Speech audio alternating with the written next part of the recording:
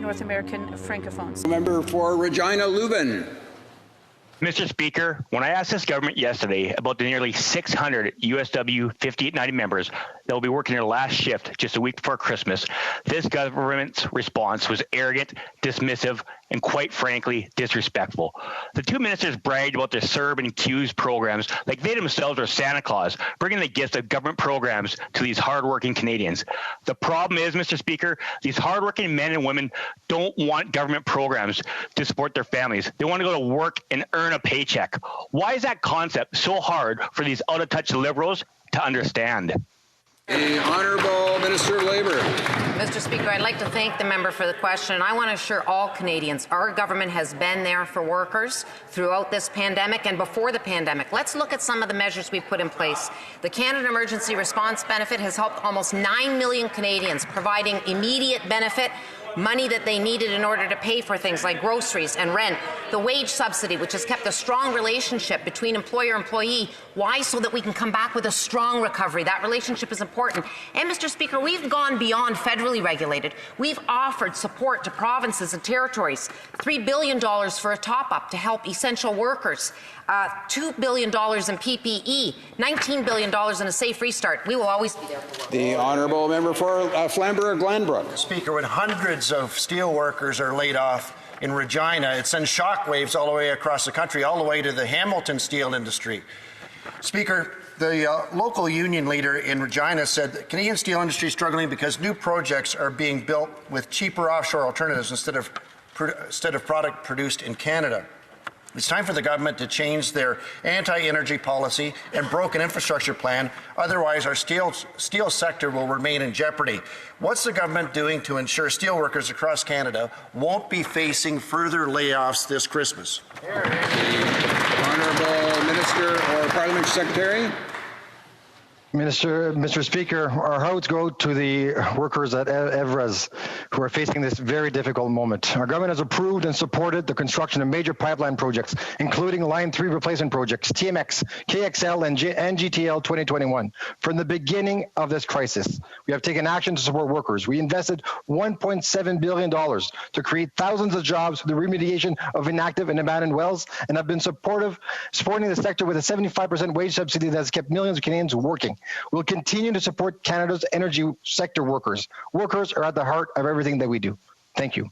Honourable Member for Foothills. The United Kingdom has approved a COVID vaccine and will begin distributing to its citizens. Canadians wait.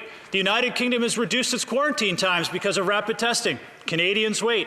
The United States has now reduced quarantine times as well with rapid and home-based testing. Canadians wait. Australia has announced and released its COVID distribution strategy. Canadians wait.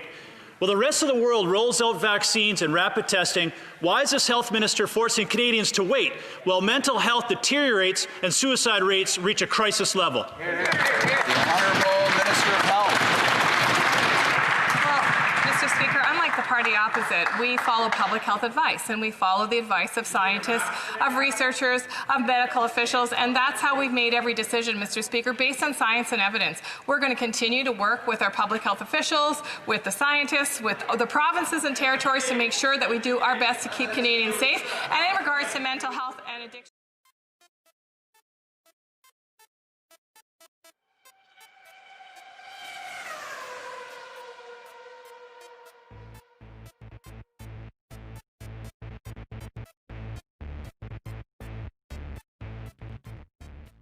those opposed to the motion will please say nay. Okay, consent. There is no unanimous consent. Another order. Order. Yeah. Order. We have another point of order. The Honourable Member for Scarborough Rouge Park. Thank you, Mr. Chair. During his question, the member for Pitt Meadows Maple Ridge trivialized a very important term called intersectionality. The Minister for the Status of Women clarified that, but I would suggest, Mr. Chair, that he use...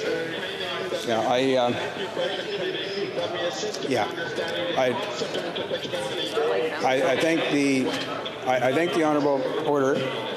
Order. I thank the Honourable Parliamentary Secretary for his raising a point of order. Indeed, I think on his point that would fall into the category of debate, and perhaps he'll have an opportunity in other times of debate in the House to raise points of that nature. I think and we have another point of order. The Honourable Parliamentary Secretary to the Government House Leader. Yes, thank you, Mr. Speaker. I do believe it's a point of order. As the member was trying to express himself through the point of order, there was a series of interruptions by the net. And my suggestion, Mr. Speaker, is that we got to make sure that we don't establish two types of points of order, those that are presented from the floor and those that come from the internet, because all it takes to interrupt is someone to speak, and we saw that twice during this presentation of the member's point of order. So I would provide that as a sense of advice to the chair, maybe to review what had taken place and come back with the ruling or an action. I thank the order. I thank the Honourable Parliamentary Secretary for his point of order, and I see the Honourable Opposition House Leader rising. Is that on the same point of order? L'honorable député de Louis Saint-Laurent. The Honourable Member for Louis Saint-Laurent. And we have to be very clear. This house, this hybrid house, is just one house. So if people is in the house, obviously the rules is running on, but also the extension of the house is where people are, or members are in their office or at home, whatever. But this is the extension of the house. Alors donc, il faut que toutes les règles. So the rules must apply here and outside. And to that effect, I would like to draw to your attention that when the speaker rises, microphones are turned off. And I mean microphones in the House and microphones that are in the extended part of the House in the hybrid parliament. I thank the Honourable député Louis Saint-Laurent. I thank the Honourable Member for Louis Saint-Laurent for his comments with respect to the point of order. Mind, honourable members, there is indeed a difference for honourable members to be able to interrupt the proceedings if they are online. In many ways, if the speaker is not on his feet or her feet, there will be an opportunity to interrupt the person who has the floor in a manner that is different than, for example, a member heckling in person in the House. So this is something that we are certainly trying to adjudicate, and I do encourage honourable members to, when they have a point of order, certainly if they're online, they can interrupt by activating their microphone and posing a point of order in that particular case. But they should wait until the member recognized online has finished what they have to say. And so we'll continue on that. Is that I think there's another honourable member. Je pense qu'il y a un autre rappel au règlement. I believe there's another.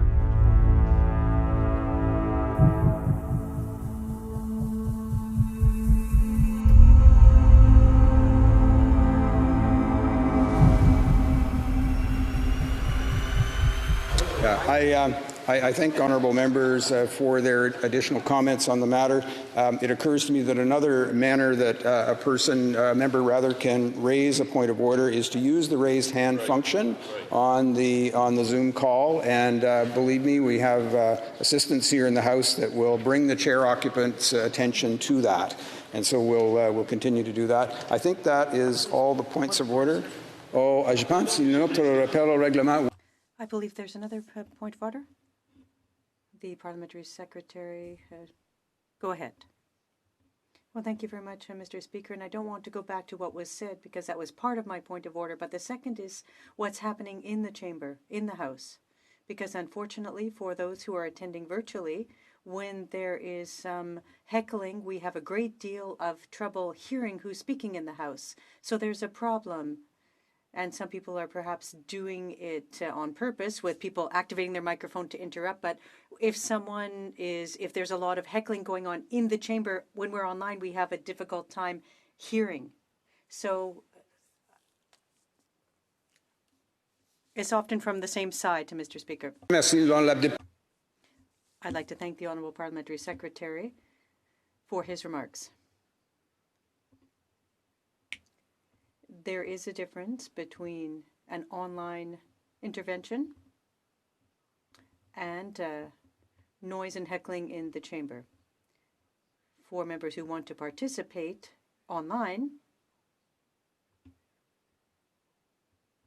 there's an interruption. If someone activates a microphone when it's not a time to speak, that interrupts the debate and it makes it difficult for those to receive the comments online. So I appreciate the comments by the Honourable Parliamentary Secretary. I think that's all for points of orders. Tabling of documents, the Honourable Parliamentary Secretary to the Government House Leader. Yes, thank you, Mr. Speaker. Pursuant to Standing Order 36(8)A, I have the honour to table in both official languages the government's responses to 5 petitions. These returns will be tabled in an electronic format. Tabling of documents. Introduction of government bills. Déclaration de Statements by ministers. reports from interparliamentary delegations. Presenting reports from committees. Introduction of private members' bills. Première lecture de First reading of Senate public bills. motions. Motion. Presenting petitions. Présentation de pétitions. Nous allons commencer avec. We will start. Mr. Speaker, we are now just 5 sitting days away from the House of Commons rising, and yet the government has still not given any indication when they will be bringing legislation to Parliament on the Canada-UK trade agreement. Their deadline is the end of this month. The International Trade Minister talks about predictability and stability for businesses, and yet businesses have no idea what's in the text of this agreement. They have no idea if there's no new processes or paperwork. So when is the Minister going to be releasing the text of this agreement and bring it to Parliament? Honourable Parliamentary Secretary to the Minister of International Trade. Thank you very much, Mr. Speaker. And as the member well knows, we have welcomed to committee many industry representatives. We are protecting, through the transitional trade agreement with the United Kingdom, our agriculture sector, our seafood sector, our auto industry. They know that we are working on mitigation measures in the event that the transitional trade agreement does not come into force on the 1st of January. And our legal teams on both sides of the Atlantic are working very hard in order to get the text to us as quickly as possible. Honourable Member for Kelowna Lake Country. Well, Mr. Speaker, if the government is not going to get this done by their own deadline of December 31st, exporters are facing tariffs in industries like lobster and auto and seafood and beef. So I've asked the International Trade Minister numerous times on what her plan is if exporters are forced to pay tariffs by the end of the year. Can the Minister name one part of the plan, just one part, or will she continue to leave exporters and businesses in the dark, just like parliamentarians? Honourable Parliamentary Secretary to the Minister of International Trade. Mr. Speaker, we have spoken to our hard-working members of the industries, of the seafood industry, of the auto workers industry, of our agriculture industry. They know that we have their backs. We worked hard for them in order to get a very good transitional agreement in place, and we are working hard in order to have a parallel mitigation strategy should the trade agreement not come into force on the 1st of January. Our industries know this, and they have confidence in this government. The Honourable